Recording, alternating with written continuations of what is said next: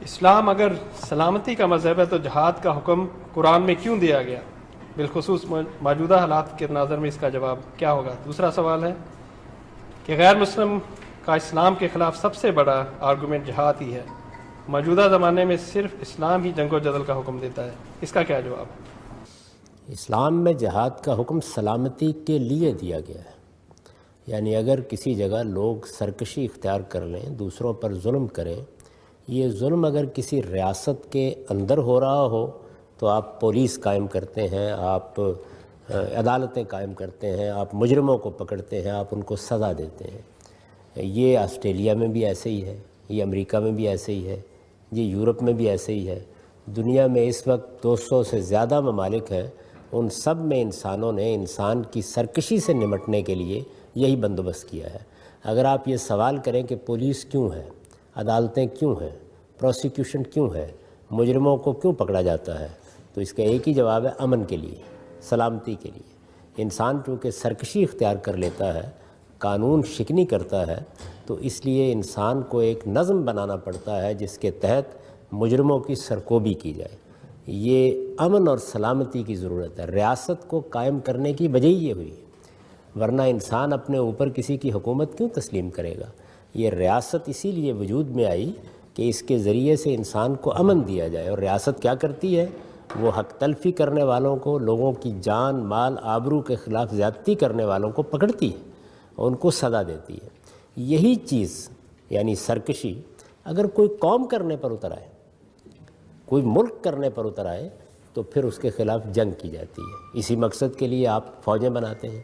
تو قرآن مجید نے یہ بیان کیا ہے کہ اگر ہم جنگ کی ہدایت نہ کر دیتے تو یہ معبد، یہ مسجدیں، یہ کلیسا، یہ مندر، یہ اجڑ جاتے۔ لوگ اپنی سرکشی کے بلبوتے کے اوپر پوری دنیا کا نظم تباہ کر دیتے۔ تو اسلام میں سلامتی کو حاصل کرنے کے لیے یہ حکم دیا گیا ہے کہ اگر کہیں ظلم ہوگا، اگر کہیں زیادتی ہوگی، اگر انسانوں کے خلاف کوئی سرکشی کی جائے گی، اگر لوگوں کی جان و مال کے لیے خطرات پیدا کیے جائیں گے، تو پھر حکومتیں قوموں کے خلاف بھی یہ حق رکھتی ہیں کہ وہ جنگ کریں۔ اسلام میں جنگ کا حکم کسی مذہبی مقصد کے لیے نہیں دیا گیا۔ اسلام میں شرک کے خلاف جنگ نہیں کی جاتی، کفر کے خلاف جنگ نہیں کی جاتی، ارتداد کے خلاف جنگ نہیں کی جاتی۔ مذہبی معاملات میں کسی کو جنگ کرنے کا حکم نہیں دیا گیا۔ ہمیں جو حکم دیا گیا وہ ظلم کے خلاف جنگ کا ہے، یعنی اگر زیادتی ہوگی، ظلم ہوگا، کوئی قوم مجرمانہ اقدامات کرنے کے لیے کھڑی ہو جائے گی، تو پھر ہمیں ہدایت کی گئی ہے کہ ہمارے پاس اگر طاقت ہوگی تو ہم ریاست کی قوت سے اس ظلم کا ہاتھ پکڑیں گے، اس کو روکنے کی کوشش کریں گے۔ ساری دنیا میں جنگ اسی مقصد کے لیے کی جاتی ہے۔ اقوام متحدہ کا ادارہ بھی جنگ کی اجازت اسی صورت میں دیتا ہے۔ آپ کے علم میں ہے کہ موجودہ زمانے میں خود ہمارے سامنے جو جنگیں ہوئی ہیں، غلط یا صحیح، ان میں بھی یہی عذر پیش کیا گیا ہے۔ یعنی اگر افغانستان پر امریکہ کو حملہ کرنا پڑا، یا نیٹو کی افواج آئیں، یا کسی اور ملک میں حملہ ہوا، تو خواہ آپ یہ کہیں کہ بہانہ تراشا گیا، یا آپ یہ کہیں کہ حقیقت میں یہ بات ہوئی تھی، لیکن کہا یہی گیا کہ ظلم کے خلاف، زیادتی کے خلاف، سرکشی کے خلاف ہم جنگ کر رہے ہیں۔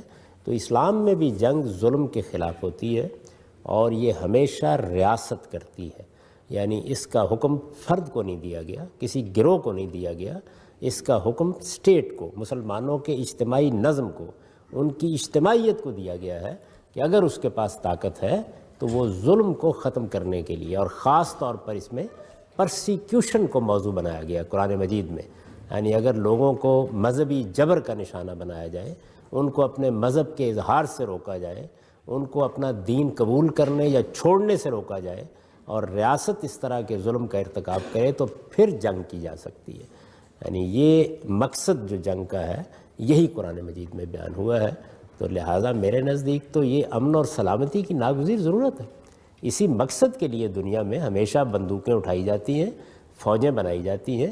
اگر کوئی جارحیت کرے گا، ظلم کرے گا، عدوان کا ارتکاب کرے گا، کوئی قوم لوگوں کی جان مال آبرو کے لیے خطرہ بن جائے گی، تو جنگ کے سوا کوئی چارہ نہیں ہے۔ کوشش یہی کرنی چاہیے کہ اس کی نوبت نہ آ جائے، لوگ سمجھ جائیں، بات کو جاننے کے لیے تیار ہو جائیں، لیکن اگر آمادہ نہ ہوں اور سرکشی پر مصر رہیں، تو جیسے ریاست کے اندر مجرموں کے خلاف کارروائی کرنی پڑتی ہے، اسی طرح قوموں کے خلاف بھی کارروائی کرنی پڑتی ہے۔ دوسرا حصہ تھا جی یہ غیر مسلم اسلام کے خلاف اس کو ایک آرگومنٹ کے طور پر استعمال کرتے ہیں؟ میرا خیال ہے کہ میں نے جو جواب دیا اس کے بعد اس کے استعمال کی گنجائش باقی نہیں رہی کوئی بھی، اس لیے کہ اگر وہ ایسا کریں گے تو پھر جنگ کے امکانات کو اقوام متحدہ کے منشور سے بھی نکالنا پڑے گا، پھر دنیا میں جتنے اقدامات کیے جاتے ہیں وہ ختم کرنے پڑیں گے، پھر یہ اصول بنانا پڑے گا کہ کوئی قوم جتنی چاہے سرکش ہو جائے، بے شک لوگوں کے اوپر جتنا چاہے ظلم کرے، اس کا ہاتھ پکڑنے والا کوئی نہیں ہوگا۔